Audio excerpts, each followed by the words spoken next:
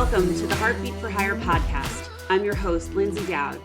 My goal is to help train leaders and sales organizations how to manage and deliver results with empathy, compassion, and kindness. Let's get started. Greetings and welcome to this episode of Heartbeat for Hire. I am really excited. This is a Heartbeat for Hire first. Today, we have two guests, so I'm super excited to introduce you to them. Billy Martin is a Senior Director for Strategic Programs and Leadership Development at Medidata Solutions, as well as the creator of Flipped Coaching for Performance. The Flipped framework has been experienced by over 4,000 corporate leaders around the world since its inception. Billy spent 10 years at Salesforce.com before coming to Medidata. He has a master's degree in sports medicine and an MBA degree in technology management. Billy co-founded several technology companies on his journey towards leadership development. He has 6 Amazon.com top sellers on sports officiating and business. He loves teaching other aspiring referees and umpires and does so for high school soccer and basketball, as well as collegiate softball. Our second guest, Tony Severino, is a business leader, leadership skill developer, master facilitator, and coach. He draws on the experience as a business leader and coach who led organizations at companies like Xerox and Salesforce and his own company. He spent time at Salesforce as a director of sales, leader enablement, and program manager, where Tony's team created and delivered the highest ranked and award-winning global leadership programs in the company's history. Today, Tony has personally facilitated leadership training for thousands of leaders at Salesforce. Now, at Flipped, Tony and Billy work with companies to develop their leaders at all levels within the organization using proven, engaging workshop content and coaching tools. Guys, I can attest to this. I've attended it myself. Welcome, gentlemen. Hey, thanks for having us. That was a lot. So I hope everybody got it all, but I am so excited to have you both on. Billy, you and I have known each other for a little bit, and I got to meet Tony a few weeks ago, and I just really, really love the mission that Flipped stands for. So Billy, why don't we start with you? Can you just talk about what inspired you both to create Flipped? Yeah, it's really cool. I do have to say, after the bios there, Anthony is a better fisherman too. So I have to throw that one in. But no, it's great to be here. And Lyndsay, and we've known each other for a bit. And it's interesting that we all kind of take different paths in life. And, being both Anthony and Tony and myself have been carrying a bag for years and been running sales organizations. And I've been more on the marketing side.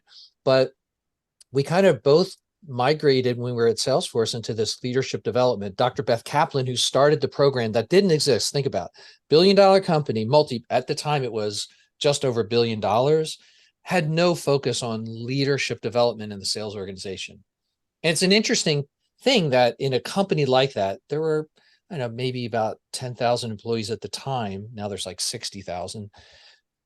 2/3 of the people that were going into a leadership role never managed anyone before in their lives. It's a high dynamic, fast-paced company, people getting promoted into roles because they're superstars at what they do. But they know nothing about managing people. So Beth started a program. I inherited it and enticed Anthony to join my team.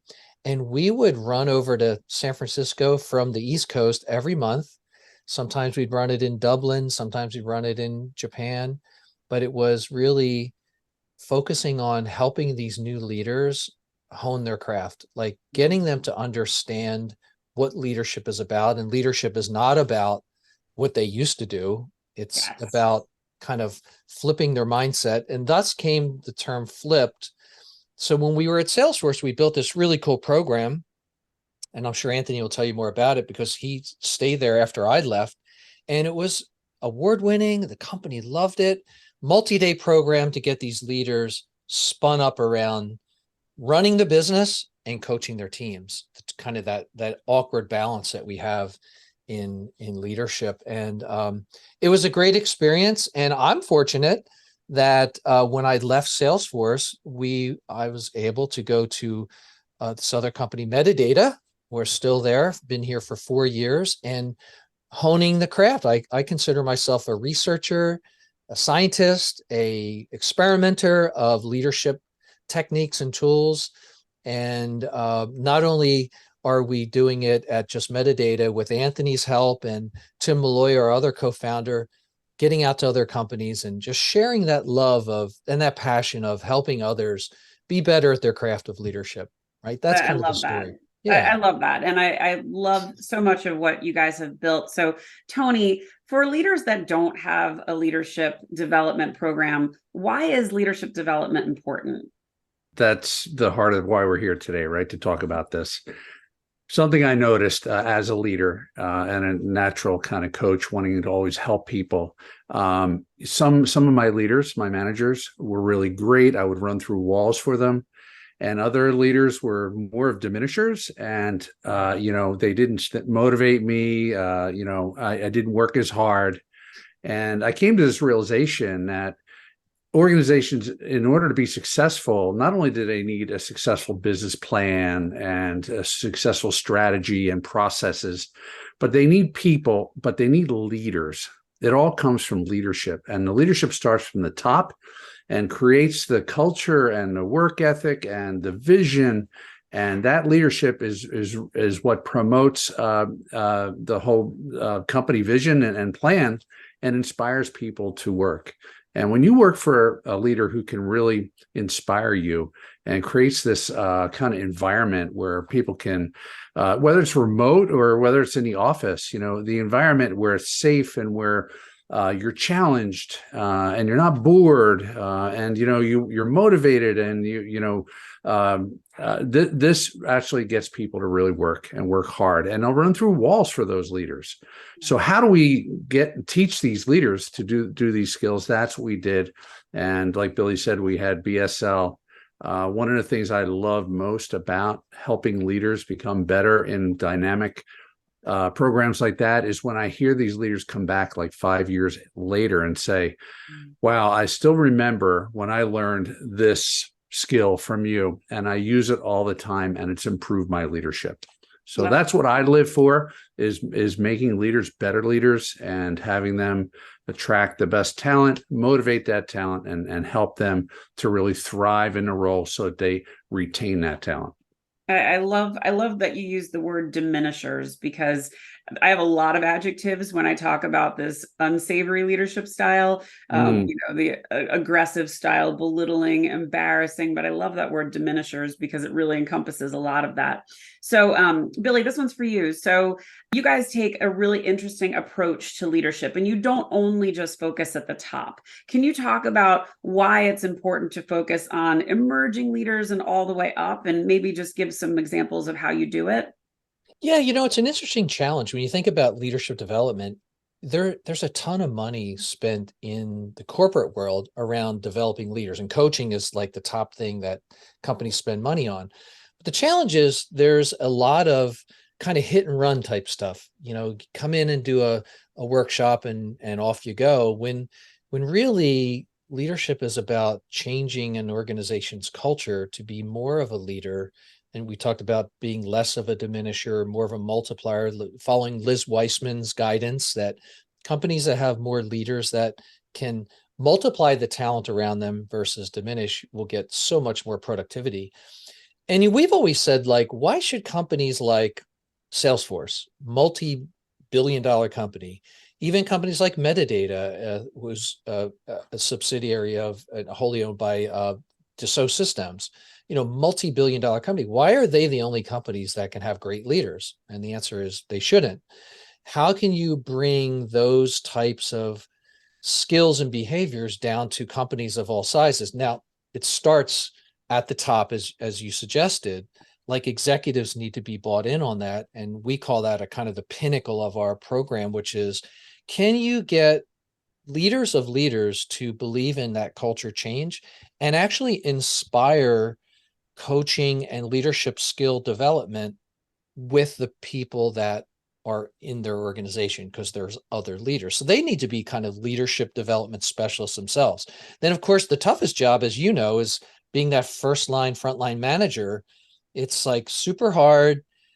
It's a lot of sleepless nights, and getting that piece of the business to be better at what they do is really hard. Yeah. And then there's this whole audience where if you ask any organization, if you poll, and Gartner just came out with their study as well, anywhere from 40 to 60% of an organization, if you ask them, they'll raise their hand and say, hey, I'm an individual contributor. I'd like to learn leadership skills. Someday I'd like to be a leader. That sounds like a great career path for me.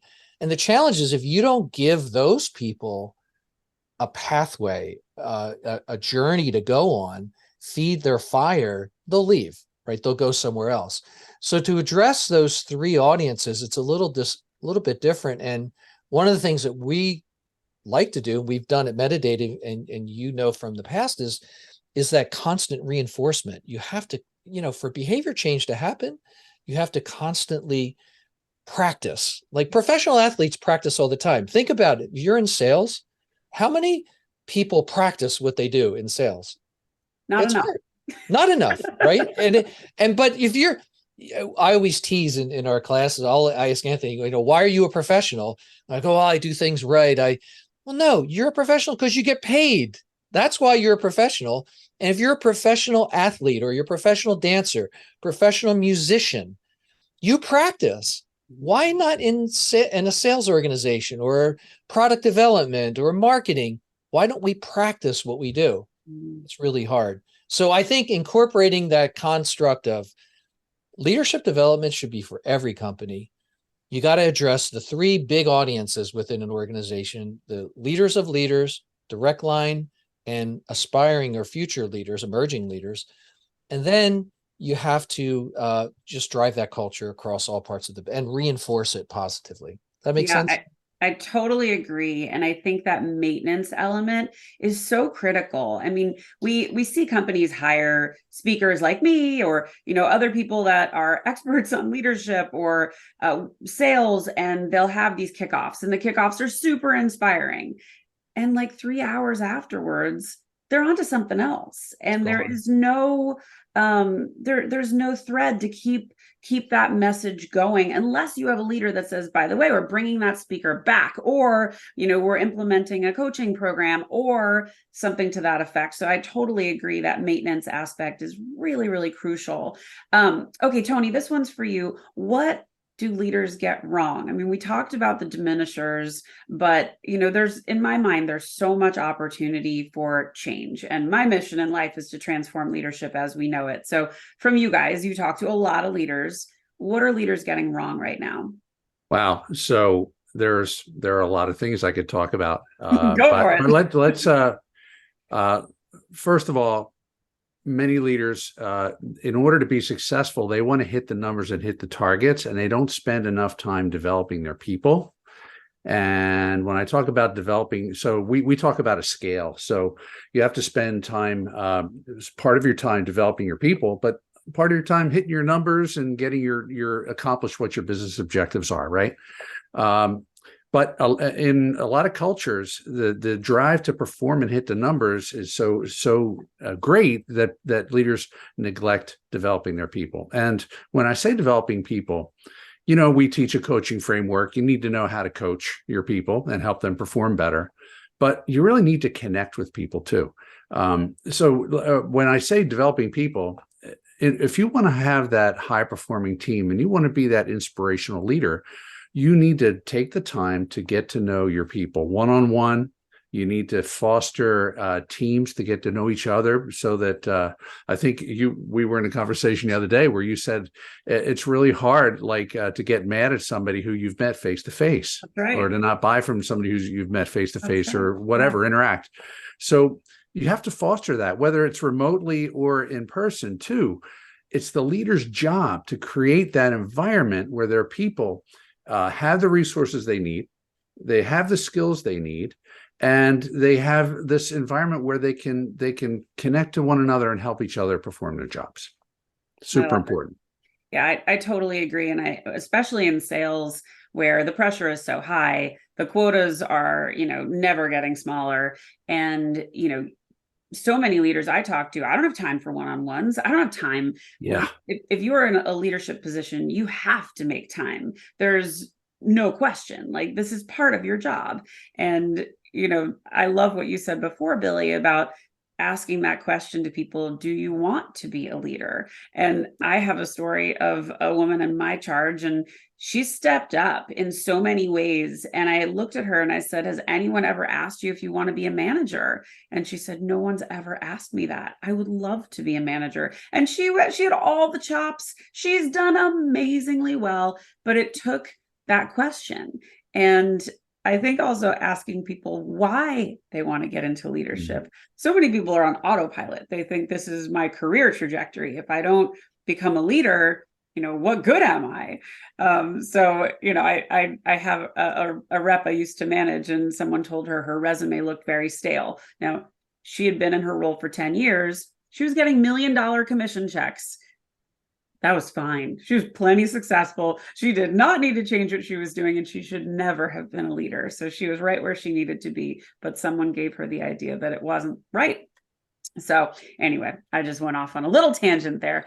But okay, so Billy, let's spend a little more time on kind of just what I was talking about, the focus on rising leaders. I mean, what are some of the qualities you look for in these up and coming candidates? Yeah, it's interesting because you probably, folks listening to the podcast here, probably work for a company where they talk about this high potential, right? And that never bothered me before, because we always use that term. And I'm not in talent development or HR, but being in sales enablement, and it didn't really bother me. And then I was reading Kim Scott's work, and she talks about the difference between potential and trajectory. And it kind of really struck a chord with me. Like, it is so much easier to predict someone's trajectory, like where are they aiming, rather than how far they can go. Like, your example is perfect. Mm-hmm. Like, the person that is getting the $1 million check is probably super happy, and they're on a very gradual trajectory. They're super happy in their job, and they probably are very ambitious outside of work, but in work, they're like solid as a rock, they're like kind of the rock stars. But different are the people that are on a very steep growth trajectory. And as leaders and leaders of leaders, it's important for us to find those in the business. As we said before, if you don't, that trajectory is going to take them right on up and out of the company, because if you don't give them the opportunity to grow, and that's why we call it RISE as the program, and companies that implement some type of, and I don't call it high potential, because we don't know what their potential is, but we know the trajectory that they're on is they're rising, right? So why not feed them, teach them leadership skills, and then see what happens. Give them the opportunity to learn, give them the opportunity to practice those skills, because most of them are probably in a role where those leadership skills will benefit them. They probably don't manage people directly, but they have to work with these resources in the company, whether it's direct, indirect, that anything you teach them around leadership is going to benefit their current role and set them up for something better in the future. So identifying that audience is super critical, and you need the help of your existing leaders to kind of look into the business. But then your point, like, some people might not want to go into management. They might not want to lead others, and they're super happy. And you need to identify those, and you got to coach those people differently, right, Ant? Yeah, I mean, and a lot of people who become managers don't like the job, because just because you're a high performing individual contributor doesn't mean that you have the personality or the skills to be a good manager. So by having a program in place where they can kind of try it at first, it helps the person decide if they want to get into leadership. Yes, and they can start building those skills right away. But it also gives leaders, their managers, the ability to watch them as they learn to be a leader and see if they have what it takes, and they can help them to make that decision. But their managers have to have the conversations as well and talk about it, so that you understand what drives that person. Are they the right person to become a leader? Should you promote them? Because it's costly to make mistakes like that. And if you make a mistake and you can't correct it, people leave. And that's right. Very expensive. You hit on something that I love, and this is a big mistake that I see in sales, is people naturally promote the high performers into leadership roles because they want to magnify that success without really thinking, does this person actually care about other people? Do they Right. care about their well-being? Are they going to develop and coach them? Because most of those people want everyone to behave exactly how they did, and they've never explored what leadership really is. They consider it power, and they often abuse it. And that's just a toxic killer of culture for sure. So, so Tony, this is a topic you and I love, but let's talk about the importance of feedback and why this is such a critical element to the best leaders, how you give it, how you don't give it. I know we've spent a lot of time chatting about this. Yeah. Oh my gosh. So that's one of the things I love talking about and teaching is how do you give feedback? And I always say that good leaders give feedback in a way that feedback can get processed and help change behavior and improve performance, right? But there's this whole psychological thing that happens the moment somebody tries to give you feedback, even if you're doing it the best way possible. People put up the shields, they can get defensive. They're thinking about everything like, why is he or she doing this to me, rather than like, hey, being open to that feedback. So we talk a lot about being curious and asking questions. So if you're giving a peer or even a family member feedback, if you could do it, if you can master your question asking to get the feedback to come from that person, from within them, it's so much more powerful. But we teach different ways that you can deliver feedback. And great leaders will also ask for feedback, because if you set the example that you're brave enough to ask for feedback, and even if you could do it in public at a team meeting, great, because you're creating a culture of feedback where people will want to give each other feedback, and it's a safe place. They don't have to be afraid to get feedback. It's all good. Feedback is a gift. It is. And I think we talked about how when you ask the words, can I give you some feedback? First of all, nobody ever asks you if it's positive. Shields up. if it's positive, they just spill it.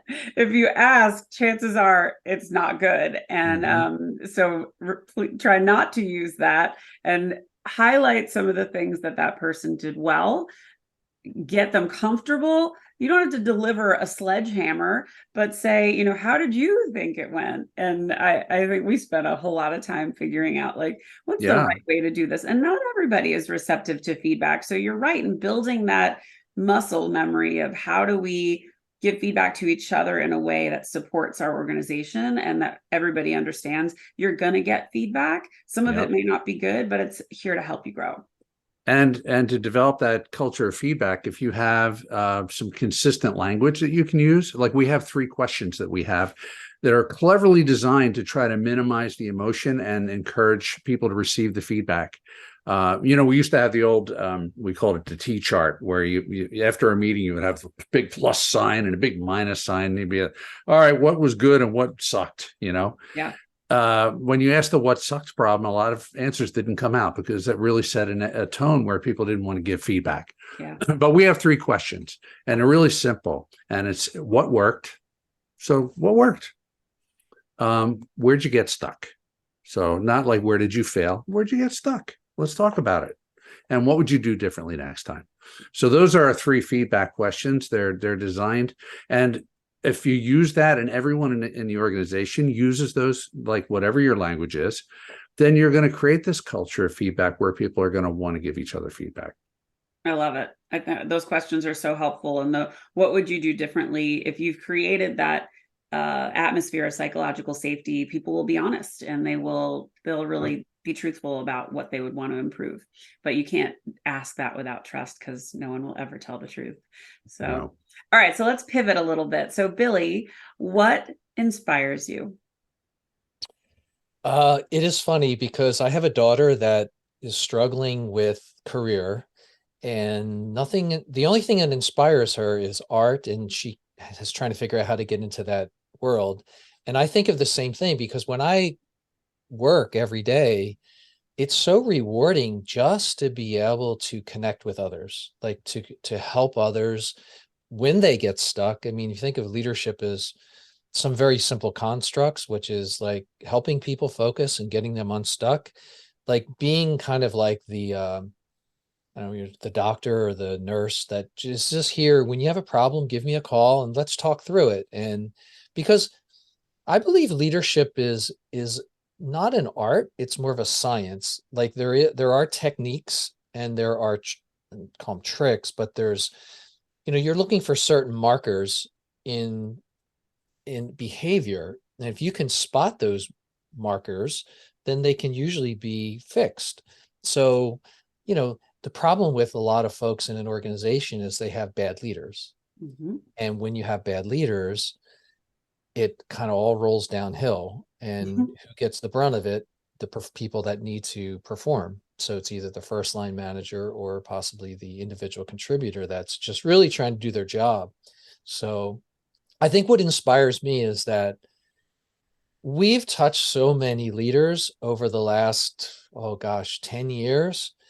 We stopped counting them after a while, but it's so rewarding when someone comes up and says, like Anthony said, like they remember something. I just got a letter about 2 weeks ago from someone out of the blue in one of our emerging leader groups. And he was saying like, hey, I just wanted you to know, I think of you all the time. And it kind of sounds weird to say that, but it was like, he thinks about when he's in a situation, there's a behavior trigger that goes off to say like, wait a minute, I'm working with these people that I don't really manage. So I have to be really careful of how I use my words to get them to align to my vision and make sure we don't get stuck as a team. And it was very heartfelt, right? Like, because he connected with me. I know that's near and dear to you as well. It's when you can connect with people, it's magic. It Awesome. really is. It really is. Tony, same question. What inspires you? Wow. Well, obviously, Billy and I do the same things. So I'm inspired by fishing, and what I do is whatever Billy does, I do the opposite, so that I actually catch fish. But no, seriously, I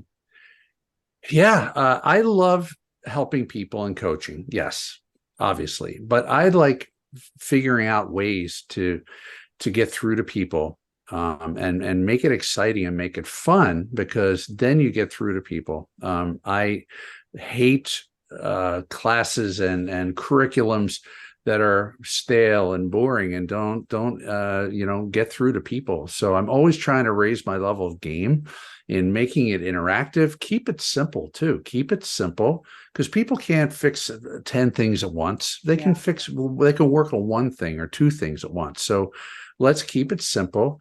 Let's be interactive with people, and let's help them change their behavior, because we're changing their lives. And that is what inspires me, helping people change their lives.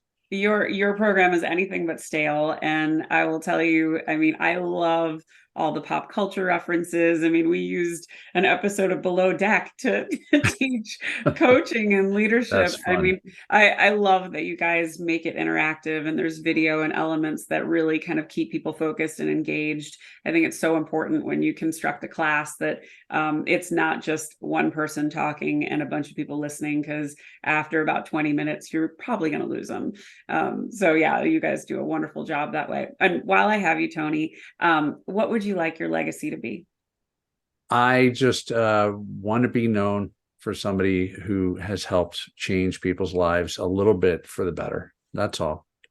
Improve them a little bit incrementally so that they can have a little bit of a better life, or a little bit of a better relationship with their workers or their spouse. Just help change the world a little bit in the positive. That's all. You're already on your way. You've been doing that for thousands of people. So job well done. Billy, same question. What would you like your legacy to be? I want a picture of the biggest striped bass that I can hold in front of Tony that he never happening. That's true. It might not. But no, but in the same vein, it's I'm a sports official. I referee basketball. I've been doing that for 45 years. I am the state interpreter for all of New Jersey for basketball rules, and very much similar to what we do in the corporate world. It's about helping others learn their craft and be better at what they do. So we have several thousand basketball officials in New Jersey that I'm super proud of, that we are constantly reinforcing and training, and we've created a basketball simulator. Same thing in the corporate world for leadership. Mhm. It's that experience that Anthony talked about. It's make it fun, give you some really solid things that, not a million things, but incremental changes, as James Clear would say, that 1% change is super important. And just be there to like guide people through that process. And I think we're there. We've done pretty good. And I think Flip's going to be around for a bit. It's kind of our, long-term plan to, to help others. Just, this should be for everybody. Why not? Well, I love the mission. I love what you both do. And that's why I wanted you on the show today. So how do people find Flipped?